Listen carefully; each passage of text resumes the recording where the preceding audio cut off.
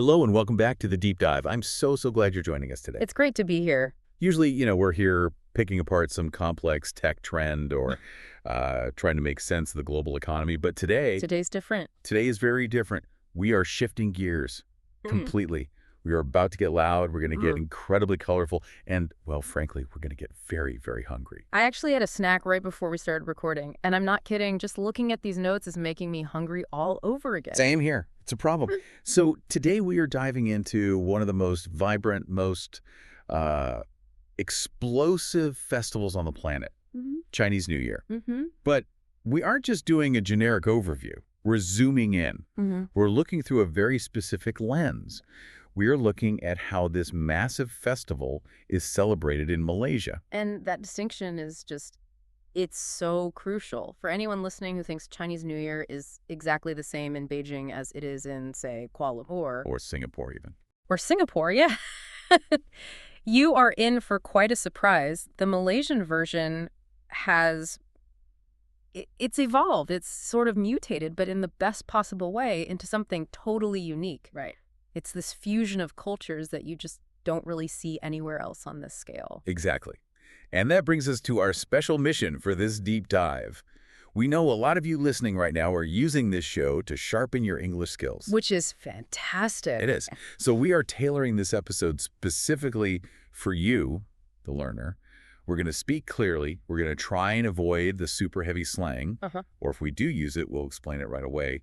And we're going to unpack the vocabulary you need to understand all these amazing traditions. I think that's a great approach because when you look at the sources we have today, and we have everything from cultural essays to food blogs, even grammar guides, the language they use to describe these traditions is really rich. It really is. And we want to make sure you catch all of that nuance, all that flavor. We have a huge stack of sources here. We've got articles about the legendary lion dance. We've got guides on the etiquette of the red packet, or ang pao, as it's called, and even a breakdown of a dish called Yee Sang. The one where you throw food in the air? Yes. The one that involved tossing your dinner all over the table. On purpose. And if we look at the core theme, the thread running through all these sources, there is one word that just keeps popping up again and again. It's a concept that is, I think, quintessentially Malaysian. And that word is muhiba. Muhiba. I love how that word sounds. Just rolls off the tongue. Can you break that down for us before we really get started? Sure. It's a Malay word, and it doesn't really translate perfectly into just one English word. It's more of a feeling, a spirit. It's a mix of goodwill and tolerance and genuine friendship among people from totally different backgrounds. Okay, so it's a spirit of unity. Exactly. And in Malaysia, Chinese New Year isn't just a Chinese festival, it's a Malaysian phenomenon. It's a time where that muhiba spirit really shines. You see Malay families, Indian families, everyone getting involved, especially in the open houses and with the food. So here's the plan for today. We are going to trace the journey of the celebration, sort of chronologically. We'll start with the massive migration home. The Great Exodus. The Great Exodus, yeah. Then we'll move to the all-important reunion dinner. We'll look at the acrobatic lions, and we'll even do a little grammar corner at the very end to help you navigate something called an open house party. Sounds like a pretty comprehensive itinerary. Let's do it. Let's jump right in. Segment 1, the Great Migration. So if you're in Malaysia a few days before the festival, there's a Malay term that you will hear constantly, Balik Kampung. Right, Balik Kampung. And let's just, look at the linguistics of that for a second. Balik means to return or to go back. Okay. And kampung means village. So literally, it's return to village. But it's not just for people who actually live in, a rural village with chickens running around, right? No, not at all. That's a great point. In the modern context of Malaysia or Singapore or Brunei, as our source points out, it refers to this massive exodus that happens during any major festive season. So not just Chinese New Year. No, it applies to Hari Raya, to Deepavali, and of course Chinese New Year. It's that moment when the big city centers like Kuala Lumpur suddenly go quiet, eerily quiet. Describe that for us. Yeah. For someone who's never seen it, what does that feel like? Well, Kuala Lumpur is a city that is usually, and I mean usually, choked with traffic. It's just a constant hum of activity. But during the Balik Kampung period, the city becomes a ghost town. Really? Oh, yeah. You can drive down the main highways in the middle of the city and see almost no one. It's bizarre, and you have to ask yourself why. Where did everybody go? And the answer is they've all gone home. They have all gone home. Millions of people have packed into cars, buses, and trains to head back to their hometowns, whether that's a small village or another smaller city. I can only imagine the traffic going out of the city, though. That must be a nightmare. Oh, it's legendary. It's part of the ritual. A drive that might normally take 3 hours could easily take 10 or 12 hours. It's bumper-to-bumper traffic for hundreds of kilometers. Wow. But the source we're looking at describes it in a really nice way. It calls it a celebration of roots. It's not just a commute. It's this physical journey that represents a spiritual return to where you came from, to your family. It's the necessary prelude, as the source says, to the most important meal of the year. The reunion dinner. Let's talk about that dinner. So this happens on the eve of Chinese New Year. And according to one of our sources, a great blog post by Sem Rinpoche, there's a very specific way many families choose to eat this meal. And it's called the steamboat.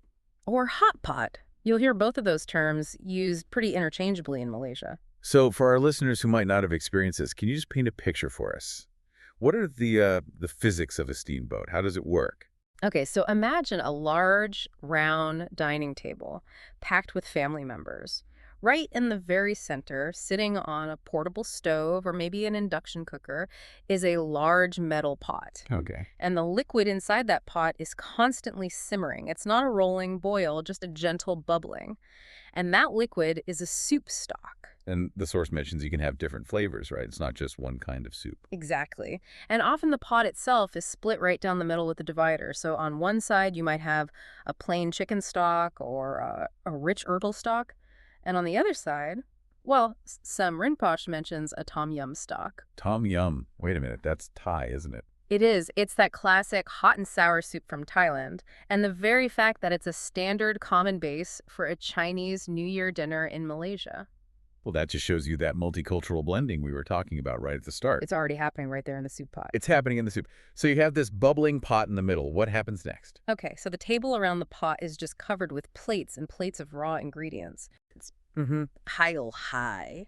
You've got all kinds of vegetables. You have tofu, mushrooms, different kinds of noodles, and usually very thin slices of meat or seafood. But the source we're looking at focuses on a vegetarian version. Right, which is quite common for, religious or spiritual reasons on the eve of the new year, a sort of cleansing before the feasting begins. Yeah, I noticed that. They mentioned things like mock meat and even charcoal noodles. Exactly. And the real beauty of the steamboat, the reason it's so perfect for this night, is that it's interactive. The host doesn't cook everything in the kitchen and then bring it out on plates. Everyone's a chef. Everyone is the chef. Everyone sits around the pot, and you cook the food together. You take a piece of tofu with your chopsticks, you drop it into the soup, you chat for a bit, wait for it to cook, and then you fish it out and eat it. I want to pause here for a quick English language note. This is a great opportunity. The source mentions the phrasal verb, get together. Yes, this is such a good one for learners. A get-together, as a single noun, just means a casual social gathering. You might say, hey, we're having a small get-together on Friday. Simple. Right. But as a verb, to get together means to meet socially. And the reunion dinner is the ultimate family get-together. It's the reason for the whole Balik Kampung journey. And why is the steamboat so popular for this specific night? Yeah. I mean, why not just, order a bunch of pizzas? Well, think about the logistics of it. A reunion dinner involves a lot of talking. A lot. You're catching up with cousins and aunties you haven't seen all year. Good point. If you served a normal plated dinner, say steak and potatoes, for example, the food would get cold while everyone is chatting and telling stories. That makes perfect sense. The food would be ruined in 10 minutes. Exactly. But with a steamboat, the food is kept perpetually hot right there in the center of the table. It allows the meal to stretch on for hours, and it symbolizes family bonding because you are literally physically eating from the same pot. It forces cooperation. It does. You're constantly saying, hey, can you pass me the spinach? Or is that mushroom done yet? Can I take it? It creates this wonderful, warm intimacy. It sounds incredibly cozy. Now, speaking of food, we absolutely have to move to the second segment. This is something that completely blew my mind when I was reading the source material. I thought I knew about Chinese New Year food, but I had never, ever heard of Yee Sang. Ah, Yee Sang. This is, I would argue, the most distinctively Malaysian Singaporean tradition in the entire festival. If you go to mainland China and ask for Yee Sang, they might just look at you with total confusion. Really? It's not a thing there. Well, they have dishes that involve raw fish, of course. But the Yee Sang we're talking about, the prosperity toss, that's not just a dish. It's an event. It's a performance. Okay, let's unpack this. At its core, Yee Sang is a salad, essentially. Technically, yes. It's a raw fish salad. Yi means fish, and sang means raw or alive. But it's not just, lettuce and tomatoes. The source from Dandy Modern Food describes it as this huge, colorful mountain of shredded ingredients. Right, I saw the pictures. It's beautiful. It's stunning. You have shredded carrots, green radish, white radish, pickled ginger, pomelo, these crunchy crackers, and of course, slices of raw fish. Usually it's salmon these days. But the really interesting part is the history. Our source credits a specific man with inventing this, a man named Lok Ching Fat. Correct. He was a Cantonese immigrant who was living in a town called Seremban in Malaysia back in the 1940s. And the story goes that business was slow after World War II. People were depressed, the economy was terrible, and he wanted to create something special, something exciting, to bring customers back to his restaurant. I love this detail from the source. He created a dish with 30 different ingredients. He called it the Supkum Yee Sang, which translates to 10 cents Yee Sang. What a name. He was a marketing genius, way ahead of his time. He added all these vibrant colors, different textures, a satisfying crunch. And here's a surprising fact from the source that connects the past to the present. Oh. Lok Ching Fat is the grandfather of the current Malaysian transport minister, Anthony Lok. You are kidding me. That's a fun connection. So the man who has to deal with the modern Balik Kampung traffic is the grandson of the man who invented the celebratory salad everyone's going home to eat. The circle of life, right there. But how did it go from just being a fancy salad to this ritual where people literally throw food in the air? Well, according to Lok Ching Fat's daughter, who was interviewed for the source, it happened completely naturally. Originally, the restaurant waiters were supposed to mix the salad gracefully for the customers at the table, But the customers were hungry and impatient. I can relate to that. Don't stand between me and my food. They just couldn't wait, so they started grabbing their own chopsticks and mixing it themselves. And because it was the new year, everyone was in high spirits, so the young people started shouting out good wishes and auspicious phrases while they mix it. And over time, the mixing just got more and more enthusiastic. Exactly. The mixing became tossing, and the rule became the higher you toss, the higher your fortune will rise in the coming year. Which brings us to the lo hei ritual. Lo hei translates to tossing up, right? Yes, that's the Cantonese phrase for the action itself. I want to walk our listeners through this step by step because the source, What to Say During Lo Hei, gives us a literal script. If you are an English learner and you find yourself at a Malaysian Chinese New Year party, this is your survival guide. You cannot be silent during this part. Absolutely not. Silence is the enemy of Yee Sang. It's a loud, joyful, step-by-step process. Okay, step one. The platter is placed on the table. It looks beautiful, this mountain of colorful ingredients. What do we say? You say Gong Xi Fa Cai. This is the classic #1 greeting. It means wishing you great happiness and prosperity. Got it. Then you add the fish, or in vegetarian versions, sometimes seaweed. And as you add the fish, you say Nian Nian Yu Yu. Let's pause on the English meaning here because this is fascinating. You. Yes, this is a perfect example of a homophone words that sound the same but have different meanings, which is a huge part of Chinese culture. The word for fish is yu, but the word for abundance or surplus is also pronounced yu. So when you're adding the fish, you're not just adding fish. You are wishing for a surplus of wealth and prosperity every single year. It's a pun, basically, an edible pun. I love that. Edible pun. Okay, next up comes the plum sauce.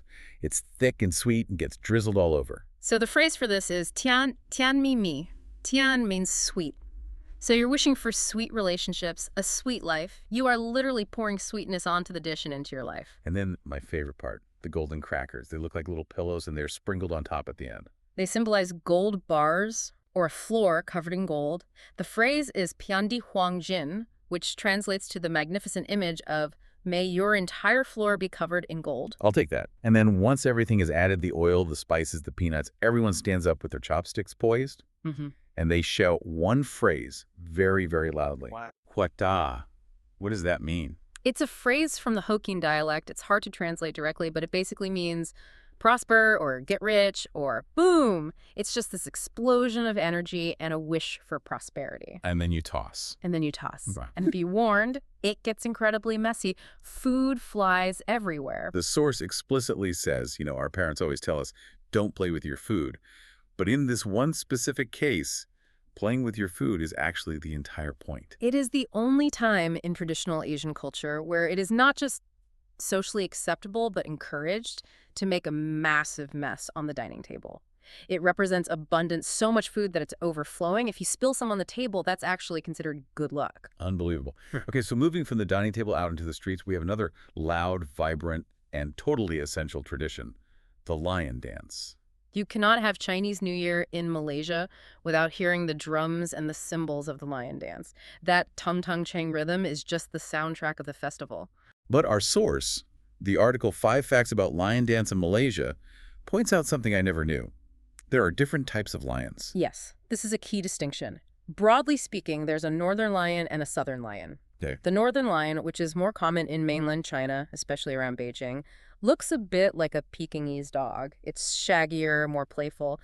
But the one we see all over Malaysia is the southern lion. That's the one with the huge stylized head and the blinking eye. That's the one, exactly. It originates from the Guangdong region. It's associated with the legend of the monster called Nian. It has a horn on its head to fight evil, a mirror to reflect evil spirits, and this big flapping mouth. And the movements, they aren't just dance steps, they're kung fu. Really? Kung fu? Oh yeah. The two performers inside the lion costume are almost always trained martial artists. The movements are based on real kung fu stances and styles, like Foshan and Heishan styles. I guess that makes sense. It looks incredibly physical. Think about it. You have one person at the front, lifting this heavy, ornate lion head, and another person bent over at the back, forming the body and tail. They have to jump and coordinate perfectly. It requires incredible strength and balance, especially the deep horse dance, which is foundational in martial arts. Now, here is where it gets really interesting, especially for our listeners who want to know what makes the Malaysian version so unique. The source claims that Malaysia actually invented a specific, very dramatic type of lion dance performance, the high pole lion dance. This is a massive point of pride for Malaysian culture, and it's absolutely true. You've probably seen videos of it online. It's where the lion dancers jump between these tall, narrow pillars or poles. In Cantonese, it's called performing on the jong. It looks incredibly dangerous. My heart is in my throat just watching videos of it. It is. It's high-stakes acrobatics. Those poles can be anywhere from 1 meter to 3 meters high, sometimes even higher in competitions. And the platforms they have to land on are tiny, just big enough for a foot. This entire style, jumping from pole to pole, was pioneered and perfected by Malaysian lion dance associations in the 1980s and 90s. Where did they get the idea? It was inspired by a specific martial art called Mei Hua Quan, which translates to plum blossom fist. And now it's become the international standard for competitions. It really has. In fact, the source points out that the Genting World Lion Dance Championship, which is held in Malaysia, is widely regarded as the World Cup of lion dancing. Troops from all over the world, the USA, Vietnam, Australia, China, they all come to Malaysia to compete on these high poles. Malaysia sets the standard. But beyond the incredible acrobatics, the source circles back to that Mohiba spirit again. It highlights that the lion dance in Malaysia isn't just for Chinese people anymore. This is what makes the Malaysian context so special and so different. The source tells the amazing story of Mariam and Nursultan. They are Muslim siblings, brother and sister. Mariam is a drummer, and the drum is the heartbeat of the lion. It dictates every move, and her brother Nursultan is one of the lion dancers in the troupe. I love that story. And the Indian Muslim restaurant owner, Salim, that was another great example. Right. Salim owns a mamak restaurant, which is a type of Indian Muslim eatery, very popular in Malaysia. And he hires a lion dance troupe to bless his restaurant during its grand opening. Why? Because he has many Chinese customers. He sees it as a way to respect them, to share in their culture, and to bring good luck to his business. It shows how these traditions have crossed cultural lines to become truly national traditions. It's not just your festival, it's our celebration. It's beautiful, isn't it? It really shows that culture is fluid, it's shared, it's not something that's kept behind walls. It really is. Okay, let's talk about everyone's favorite part of the holiday, especially if you were a kid or an unmarried adult, the money. The red envelope, or, as it's known in Malaysia and many parts of Southeast Asia, the ang pao. Ang means red, and pao means packet or envelope. Simple as that. Our source, by Adrian Che, dives deep into the meaning here. And it's really not just about the cash, is it? No, not at all. In the West, you might slip a $20 bill into a birthday card. But the ang pao itself, the red paper, is a protective charm. The color red is believed to ward off evil spirits and bring good fortune. The envelope is more important than the money inside, symbolically. The source mentions a fascinating origin story, a legend about the 8 immortals from Chinese mythology. Yes, the legend of Ya Sui Qian. The story goes that a demon named Sui would come and harm children on New Year's Eve. It would pat their heads while they slept and make them sick or foolish. Terrifying. Very. So one year, a child's parents prayed to the gods for help. The 8 immortals heard them and transformed themselves into 8 copper coins. The parents wrapped these coins in red paper and put them under the child's pillow. When the demon Sui came, a golden light burst from the red paper and scared the demon away forever. So when you give an ang pao, you are technically giving a demon protection kit. In a symbolic sense, yes. You're not just giving money, you're giving a blessing of safety, health, and longevity for the coming year. But there are rules. So many rules. Well, If you're an English learner visiting Malaysia during this time, you absolutely need to know the ang pao etiquette.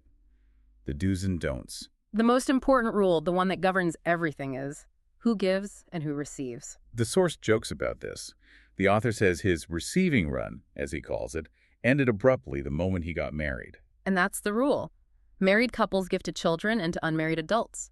If you are single, even if you are 40 years old and the CEO of a company, you are technically eligible to receive ang paos from your married relatives and friends. It's one of the perks of being single. It's a pretty good perk. Your social status changes from receiver to giver the day you get married.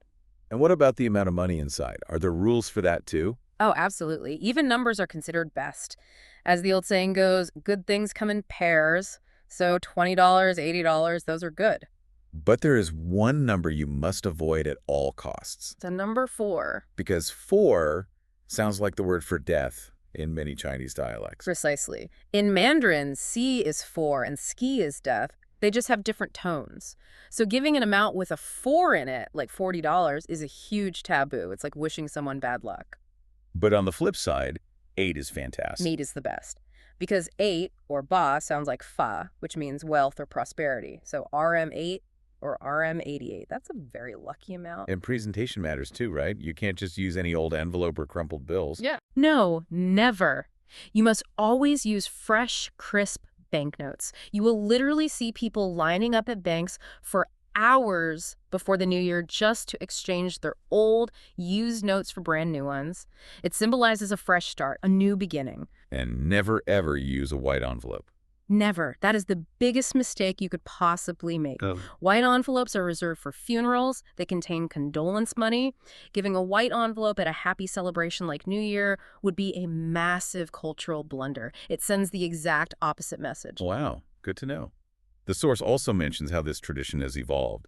We're in the digital age now, so we have virtual ang paos. We do, yes. You can send them through e-wallets like Touch and Go or GrabPay in Malaysia. But more interestingly, I think, is how other cultures in Malaysia have adopted the practice itself. During Hari Raya, the end of Ramadan, Muslims give out money in green packets. And during Deepavali, the Hindu festival of lights, you'll see colorful packets being given out. It's another one of those beautiful examples of that muhiba crossover. The form is originally Chinese, but the practice of giving blessings in a packet has become truly Malaysian. That leads us perfectly into the next segment, taboos. We talked about the huge taboo with the white envelope. But the source from Rio Arcanon lists a whole checklist of other things you must not do if you want to keep your luck for the year. These superstitions are taken quite seriously by many families, especially the older generation.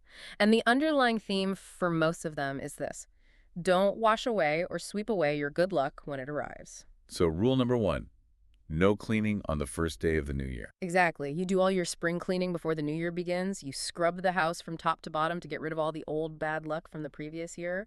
But on the first day of the new year, the broom is forbidden. It stays in the closet. If you sweep the floor, you are symbolically sweeping all your new wealth and good fortune right out the door. And the same logic applies to washing your hair. Same exact logic. Water represents flow and wealth. The Chinese character for hair, fa, is the same sound as the fa in Gong Xi Fa Cai, which means prosperity. So washing your hair is like washing your prosperity away. Everyone usually showers and washes their hair late on New Year's Eve to be clean for the big day. What about clothing? We know red is good. Red is the color of joy, luck, and fire. It scares away the bad spirits. Black and white, on the other hand, are traditionally associated with mourning and funerals, so they're best avoided on the first few days of the festival. You want to look bright and auspicious. And no sharp objects, no knives or scissors. Right, put them away. Mm. Using sharp objects on the first day is seen as symbolically cutting your relationships with family or cutting off your stream of fortune, so all the chopping and dicing for the cooking is usually done the day before. And finally, a big one. Yeah. Watch your language. Yes, absolutely no negative words. Don't talk about death, sickness, ghosts, or poverty. And definitely do not borrow or lend money. If you start the new year in debt, the belief is that you will finish the year in debt. It's all about setting a positive tone for the next 365 days. Precisely. You can think of it as a form of psychological priming or even sympathetic magic. You focus intensely on abundance, health, and harmony, hoping that powerful, positive mindset carries you through the entire year. Now, we absolutely cannot do a deep dive on a festival without talking about the feast in more detail. We've already mentioned the steamboat and the Yee Sang, but the Le Cordon Bleu source lists 10 definitive dishes. I want to highlight a few that have these really interesting linguistic meanings. We started calling them edible homophones. Please do. Food is a language in Chinese culture, and never more so than at New Year. Let's start with pineapple tarts. These are these buttery, crumbly little pastries filled with a sweet and tangy pineapple jam. They are everywhere in Malaysia during this time. They are an absolute staple. And the reason is, again, linguistic.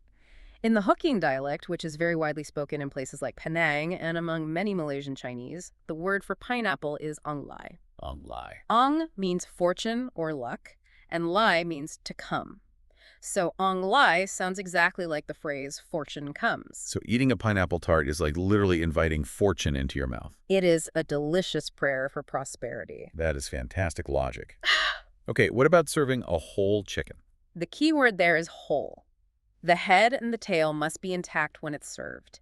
It symbolizes family unity and completeness. It represents a good beginning and a good end to the year. So if you serve a chicken that's already chopped up, it implies a broken family or a broken, incomplete year. The wholeness is critical. And nian gao, that really dense, sticky rice cake. Nian lan means year, and gao sounds exactly like the word for high or tall. So eating nian gao symbolizes reaching new heights in the coming year, getting a promotion at work, getting better grades in school, or for children, literally growing taller. It's all about progress and elevation. And the prawns. I love this one. In Cantonese, the word for prawn is ha. Huh. Just like the sound of laughter. Exactly. Ha ha ha.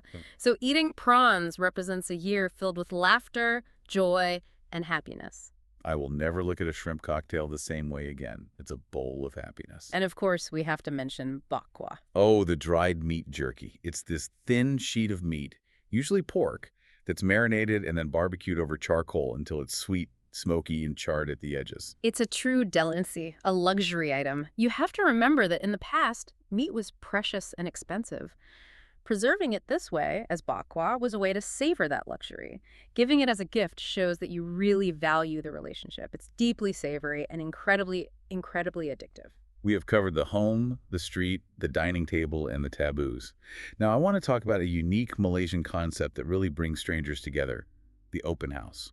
The open house is such a beautiful tradition, and it's not just for Chinese New Year. It happens during Hari Raya, Deepavali, Christmas, all the major festivals. What is it exactly? Because in the US or the UK, an open house usually means a real estate agent is trying to sell a house, and anyone can come look at it. No, nobody is selling anything here. Well, except maybe friendship and goodwill. An open house in Malaysia is when a family, or sometimes even a government minister or the king himself, literally opens their house, or maybe a community hall, to the public. To everyone. Everyone. Neighbors, friends, colleagues, and even complete strangers are invited to just come in, eat some food, and celebrate together. It sounds like the ultimate expression of hospitality. It is. It's designed to break down social and cultural barriers. You might have a Malay family visiting the home of a Chinese neighbor, eating pineapple tarts and chatting. It fosters that national unity we keep coming back to. It is the physical manifestation of muhibah. For our English learners listening, this is the perfect setting to practice some of those tricky phrasal verbs. Phrasal verbs. Those tricky little two-part or three-part verbs that often have a meaning that's completely different from the original verb. They are everywhere in spoken conversational English. We found a great grammar guide, and we've adapted it for the open house scenario. Let's run through a few of these to help our listeners navigate the party, should they ever be lucky enough to attend one. Okay, let's set the scene. Imagine you have just arrived at the open house. You're at the front door. What is the first non-negotiable rule in any Malaysian home? You must take off your shoes. Right, take off. It means to remove. You don't just take your shoes, you take them off. This is a fundamental sign of respect for the host's home. And before you even left your own house, you had to decide what to wear. You should put on something bright and festive. Put on to clothe yourself. Yeah. And remember our taboo lesson, put on something red, not black. Now, you're at the party. You haven't seen your friends in a while. You are really excited. You look forward to seeing them. Look forward to. This means to await something with excitement or pleasure. And a quick grammar tip for our listeners. After the phrase look forward to, if you use a verb, it must end in ing. For example, I look forward to eating all the good food, not I look forward to eat. Oh, that's a really good tip. Okay, now let's think about the host. They've been cooking and cleaning for days. They have to deal with a lot of preparation. Deal with. That means to handle, to manage, or to solve a problem. They have to deal with the catering, deal with the guests arriving all at once, deal with the noise and the mess. Okay, what if you get an invitation to an open house, but you're busy? It's considered quite rude to just say no. You shouldn't turn down an invitation without a very good reason. Turn down, to refuse or reject an offer. In a relationship-focused culture like Malaysia's, turning someone down flatly can cause a loss of face if it's not done very politely and with the good excuse. And finally, the ultimate goal of the open house, the goal of Muhiba. We want everyone from all different backgrounds to get on. To get on with each other? Or you can also say get along. It means to have a harmonious, friendly relationship. We want all races and religions to get on well with each other. I feel like we have just attended a virtual open house through this entire conversation. We really have. We've tasted the food, we've tossed the salad, we've heard the drums, and we've learned the etiquette. So to wrap things up, let's just recap the whole experience. Chinese New Year in Malaysia is loud thanks to the lion dance drums. It's messy thanks to the Yee Sang toss. It's delicious thanks to the steamboat and the pineapple tarts. But most of all, it's inclusive. That really is the key takeaway, isn't it? It's this incredible balancing act between preserving ancient heritage, like the Ang Pao legend, and the New Year taboos, and at the same time embracing a very modern multicultural unity. It's about that Muhiba spirit. It's about sharing the joy, not keeping it to yourself. And so here's a final thought for you, our listener, to maybe mull over. We talked a lot about the open house, this tradition of opening your door to friends and even strangers to build a stronger community. In a world that often feels very divided, where we tend to close our doors and stick to our own tribes, I'd like to ask you to consider this. What traditions do you have in your own life or culture that could be opened up? Is there a festival or a special meal or a celebration in your culture that you could invite a neighbor or a stranger to share? Because as we see so clearly from the example in Malaysia, sharing a celebration doesn't dilute it, doesn't weaken it. It actually makes it richer, stronger, and more meaningful for everyone. That is a great question to end on. To all our listeners who are celebrating, we wish you Gong Xi Fa Cai. Thanks for listening to The Deep Dive. We'll see you next time.